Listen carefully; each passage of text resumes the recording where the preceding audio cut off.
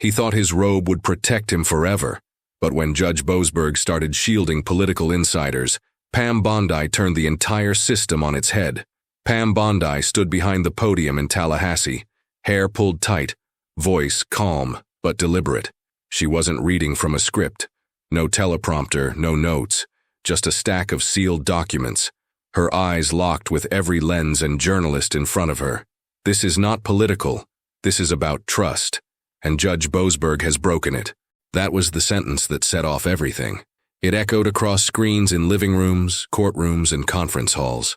People didn't know what to make of it at first. A sitting judge facing criminal charges? It felt like something out of a political thriller, not Tuesday's morning news. But Bondi didn't flinch. Her voice cut through the noise of shocked murmurs. She didn't smile. She didn't need to.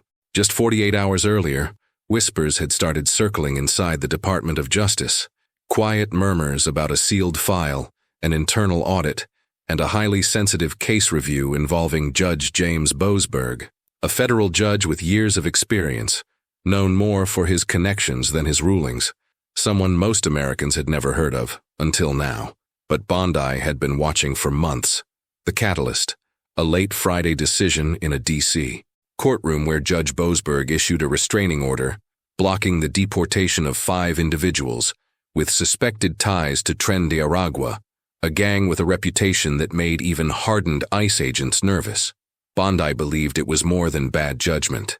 She called it judicial sabotage. What stung even more was how the ruling was delivered, verbally, vague, and with no written order to enforce. Homeland Security, operating under the assumption that the lack of a signed order gave them clearance, moved forward. Within hours, reporters were camped outside ICE field offices and protesters lined up in front of federal buildings. But behind the scenes, something else had snapped. Bondi had been in touch with DHS leadership and White House counsel that same night. "He's protecting criminals," she allegedly said in a closed-door call. "He's not interpreting the law. He's hiding behind it." That single call turned into action, and not just politically. What the public didn't know yet was that Pam Bondi's team had already been compiling a case file, quiet interviews with former clerks, internal memos from a whistleblower in the D.C. circuit, even encrypted message logs between Boasberg and former aides flagged in a side-channel investigation. Bondi wasn't just upset. She was preparing for war. In her press statement, she didn't disclose the full list of charges, but she made it clear obstruction of justice was on the table. Misconduct in office, too. She hinted at a pattern of rulings that deviated from legal norms in critical national security cases. People watching that press conference weren't sure what shocked them more, what she said, or the fact that someone was finally saying it. Cable news anchors fumbled with the breaking headlines. Legal scholars scrambled to explain the ramifications. And in legal chat groups across the country, junior attorneys whispered the same question: is this really happening? Bondi had always been tough, but this was something else. She was going after a sitting federal judge, and not just with rhetoric. She was aiming to dismantle his legacy, case by case, line by line. In the days that followed, her words were dissected on every network. Critics accused her of political retaliation, but supporters called her brave, finally holding the judiciary accountable. The nation was split, but one thing was clear: this wasn't a press stunt. Bondi was serious. She'd pulled the pin. The explosion was just beginning. But what led her to this point? Why Boasberg? Why now? Long before the headlines, before the accusations, James E. Boasberg was considered untouchable. A Georgetown graduate, Yale law alum with polished credentials and a network that spanned from K Street to Capitol Hill. To most people in the legal world, he was the guy you didn't mess with. Not because he was feared, but because he played the game right. On paper, at least. He started his climb in Washington, D.C. years ago, first as an associate judge in the D.C. Superior Court, then elevated by President Obama to the U.S. District Court for the District of Columbia. In 2020, he became Chief Judge of the Foreign Intelligence Surveillance Court, a position that gave him eyes on some of the country's most sensitive national security matters. But over time, his decisions started raising eyebrows. It wasn't one moment. It was a pattern. In Honolulu, when the FBI came under scrutiny for errors in its surveillance applications, Boasberg was the one who reviewed the aftermath. His rulings were measured, Some would say careful, but others saw them as weak. A slap on the wrist here, a warning there. No consequences, no deterrent. Critics began to whisper that Boasberg had become too comfortable protecting institutions instead of holding them accountable. Pam Bondi was one of those critics.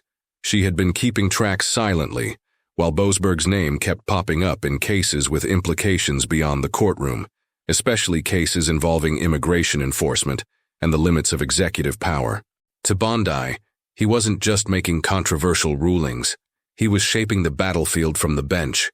And then came the restraining order on the deportations. That ruling was different. It wasn't just legally fuzzy, it felt calculated. Bondi wasn't alone in thinking that.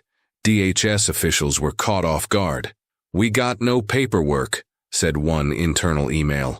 "Are we really going to ground flights because of a hallway comment from a judge?" The answer eventually was no. The flights went ahead. And that's when Boasberg threatened contempt proceedings. He accused the administration of defying court orders. But legal analysts pointed out a gaping problem. There was no enforceable written ruling. Behind closed doors, Bondi's team was furious. This wasn't oversight. This was obstruction. She authorized a deep dive into Boasberg's court history. Not just rulings, but case management notes, clerk memos, inconsistencies in scheduling, and personal communication patterns that showed possible conflicts of interest. And as they looked deeper, something strange kept surfacing. An unusual number of non-disclosed correspondences in cases involving encrypted technologies, namely Signal. Signalgate wasn't just a tech story, it was becoming a legal landmine. In early 2024, a lawsuit had emerged, small at first, then louder, accusing senior officials under the Trump administration of using Signal to coordinate decisions on sensitive operations without leaving a paper trail. When that case landed on Boasberg's docket, red flags went up, not because he was biased yet, but because he had close ties to several people named in the discovery process. Still, he didn't recuse himself. He kept the case, and then quietly pushed hearings into closed chambers, sealed witness lists, and limited press access. Bondi wasn't just irritated. She was convinced. She believed Boasberg had protected certain players in that case, either by shielding key evidence or delaying proceedings until the trail went cold. The DOJ started pulling call records, subpoenaing emails, and digging into timelines that didn't line up. And slowly, a pattern started forming. Delays in hearings, missing filings, and unexplained changes to access logs. Bondi's theory. Boasberg was playing defense for people who didn't want those messages ever seeing the light of day. By the time the deportation order came down, Bondi had already decided where this was going. It was only a matter of when she'd make it public, but it wasn't just legal maneuvering that pushed her. Something happened behind the scenes, something personal. The room was narrow, dimly carpeted, and smelled faintly of printer toner and coffee that had been sitting on a burner too long. Inside DOJ headquarters, just off Constitution Avenue in D.C., Bondi sat with a handful of senior advisors, arms crossed, jaw set. The white noise machine outside the door was humming, meant to keep conversations private, but the tension inside the room couldn't be masked. "We can't ignore this," she said, looking straight at Deputy Counsel Arlen Stokes. "Not anymore." On the table between them sat a folder, slim but heavy, the kind of folder that didn't need thickness to be dangerous, just the right 3 or 4 pieces of paper, perfectly timed. Inside were excerpts from encrypted Signal chats, recovered through a quiet third-party subpoena. Someone on the periphery of the case had cooperated. They didn't leak it to the press. They sent it straight to Bondi's office. And there it was. A message sent from a federal staffer directly to Boasberg, 2 months before he took the Signalgate case. The language was vague but telling. "They're planning to dump some of it in late March. But don't worry, Jay. I've got it covered on our end." Pam had read it twice, maybe 3 times, before she realized her hands were shaking. Stokes tried to play it down at first. Could be nothing. Could be misinterpreted. But she wasn't hearing it. "It's not just this message," she said. "It's everything stacked behind it. The patterns, the redactions, the verbal orders with no paper trail, the hearings shuffled out of public view. It's all too clean." And then she dropped the line that marked a turning point for her team. "I'm not letting this get buried in some Inspector General's report 3 years from now." That's when everything shifted. The next 72 hours were a whirlwind. Legal prep, PR strategy, internal briefings with the Office of Legal Counsel. They didn't want a leak. They wanted impact. But here's what the public didn't see. 2 days before the press conference, Bondi had a phone call with someone she trusted, an older federal judge in Phoenix who had been watching the Boasberg situation from a distance.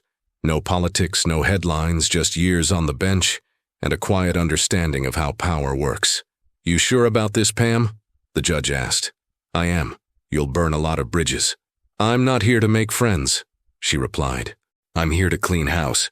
She didn't say it with anger. She said it with clarity. She knew what this would cost her politically, maybe personally, but she also knew what it would cost if she walked away now, because this wasn't just about legal integrity anymore. Earlier that year, a mother in Corpus Christi had written Bondi a letter. Her son, a border agent, had been seriously injured during a botched operation involving 2 men suspected to be linked to Tren de Aragua. They'd slipped through processing because of a court-ordered hold. That court order? Signed by Boasberg. The mother wrote, "We can't keep pretending that politics don't have real-world consequences. My son's spine is broken. He can't walk. And the man responsible is being shielded by a judge who won't show his face." Pam didn't forget that letter. She kept it in her desk, so when people later accused her of making this personal, they weren't entirely wrong. It was personal, but not out of spite, out of duty. And once she went public, once she named Judge James Boasberg and confirmed an open investigation, there was no going back. She was fully in, all of it. Her reputation, her position, her credibility now tied to the outcome of this case. But as the story spread, another thread began to unravel. Because Signalgate wasn't just about texts, it was about who was hiding behind them. The public didn't take long to latch onto the name. Signalgate hit the internet like a flood, and within days it was everywhere. TV panels, podcasts, Reddit threads. It wasn't just about a messaging app anymore. It was about who was using it, what they were hiding, and why someone like Judge Boasberg had tried to smother it in procedural dust. The story went deeper than most people realized. Signal wasn't new to Washington, but its rise during the Trump administration had alarmed certain corners of the intelligence community. Staffers, legal aides, even senior officials had begun using it during meetings, claiming it was to reduce leaks. But Signal deletes messages automatically, and in government, that's a problem, because in government, records matter. That's what the original lawsuit had been about. It was filed by a small watchdog group out of San Diego, and most people laughed it off at first. But when internal documents began surfacing, documents that showed scheduling conflicts, deleted calendar entries, and massive gaps in documentation, people started asking questions. Then came the names, not just low-level assistants, real names, former national security advisors, an undersecretary of defense, even someone who had once worked directly under Boasberg as a legal consultant during a review of surveillance protocols. And somehow, despite all of this, Boasberg stayed on the case. He didn't recuse himself. He didn't even acknowledge the connections in court. He simply scheduled a pre-trial hearing, closed it to the public, and issued a brief statement about ongoing procedural reviews. That's when Bondi's team lost all patience. They deciphered the encrypted logs from Signal servers. Not an easy feat, and not something done lightly, but there was a legal window tied to national security, and the DOJ pushed it hard. What they got back wasn't complete, but it was enough. One message in particular stood out. It was between a legal assistant on the lawsuit and a former DOJ staffer who had once worked under Boasberg. The message read, "JB says we'll bury it in pretrial. No panic. No files go public unless forced." 3 days later, Boasberg ruled to delay discovery. Now, legally, that could mean 100 different things. Judges delay discovery all the time. But paired with the message, it looked like a chess move, a preemptive block. Pam Bondi didn't see a cautious judge. She saw a gatekeeper, one protecting people on both sides of the aisle from having their messages, their intentions, and their misconduct dragged into the open. And she knew the longer he held that bench, the colder the trail would get. She called a late-night meeting with her legal strategy team. If we don't act now, the window closes. This case gets sealed forever, and the public never hears a thing. One advisor, hesitant, asked, "You think he coordinated a cover-up?" "I think he knew who would be named," she said, "and I think he chose his loyalties." The phrase "chose his loyalties" would later get quoted in the Wall Street Journal, The Hill, and even NPR. It became a quiet rallying cry for those who saw Bondi's campaign not as revenge, but as a fight to wrest control of the judicial process back from behind-the-scenes handlers. There was something deeply disturbing about how easily this had all been hidden, how a respected judge with decades of service had managed to delay, redirect, and obscure court actions tied to a scandal with national security implications. And for every step Bondi took, pushback followed. One legal organization filed a complaint, calling her actions an attack on judicial independence. A former law professor from Yale gave an interview saying Bondi was injecting politics into the judiciary. But the public was watching, and the question was simple. If Boasberg had nothing to hide, why wasn't he cooperating? But the answer to that question wasn't just about Boasberg anymore, because the deeper Bondi dug, the more names started surfacing. By the time Pam Bondi filed formal charges, the ground was already shaking in D.C. She stood in the same press room, this time flanked by 2 senior DOJ investigators. No cameras were allowed inside during the internal briefings, but reporters were buzzing just outside, recording every word through the crack of an open door. Bondi's voice again was calm.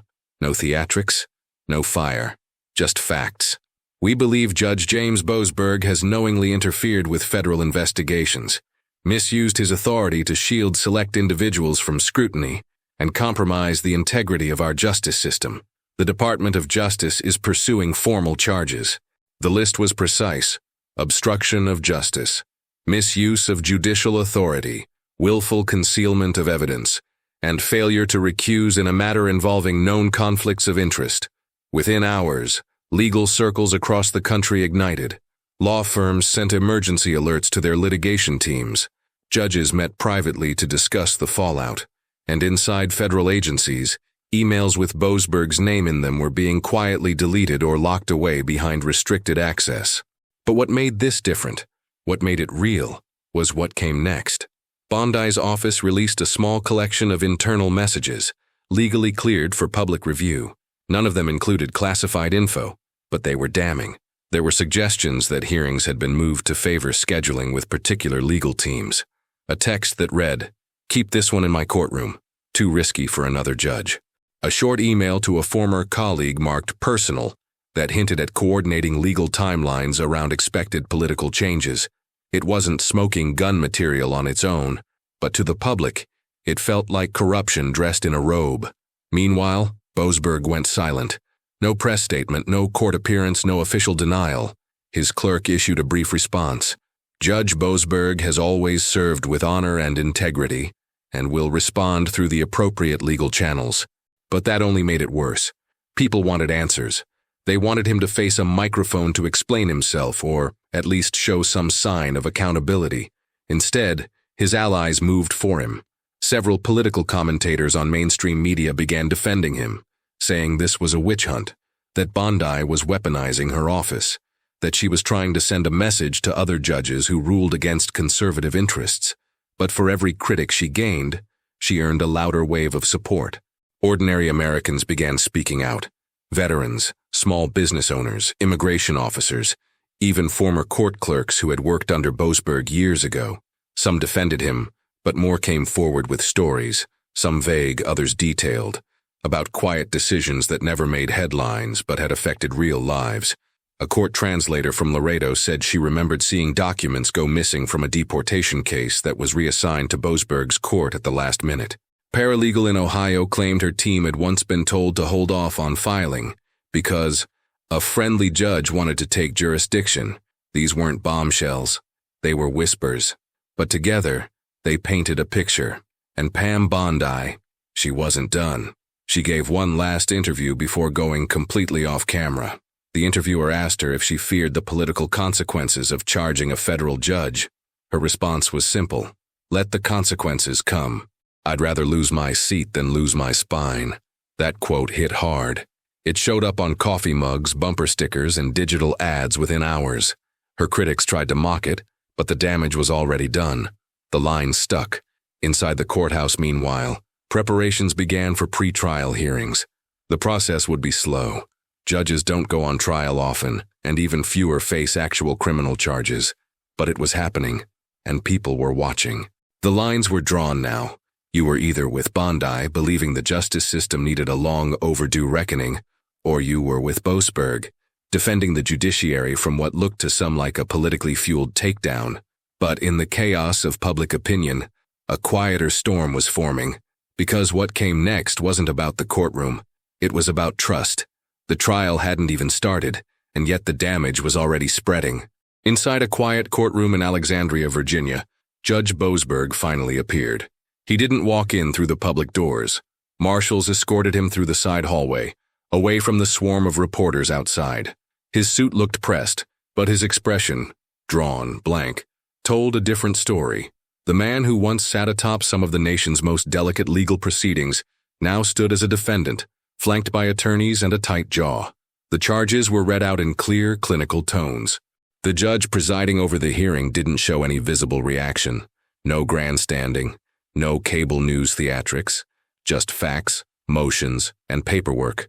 Boasberg pled not guilty. Outside, the crowd was mixed.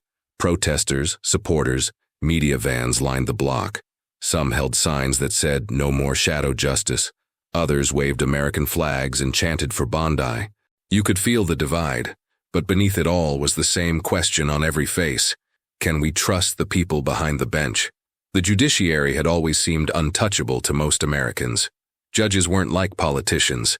They didn't campaign, didn't argue on Twitter, didn't show up on late-night shows. They just ruled. And people, for the most part, respected that, or at least accepted that. But now it felt like a mask had slipped. Bondi stayed out of the spotlight in those first days after the arraignment. No press conferences, no follow-up interviews. Just her team moving forward, quietly confident. But in private, she understood what had happened. She hadn't just filed charges. She cracked open a door no one wanted to admit existed. One morning, her assistant walked into her office holding a padded envelope with no return address. Inside was a letter, handwritten, shaky cursive. It was from a retired federal clerk in Santa Fe. The letter read, "I watched Judge Boasberg override a colleague in 2017 over an immigration hold. The case was never reported. No press.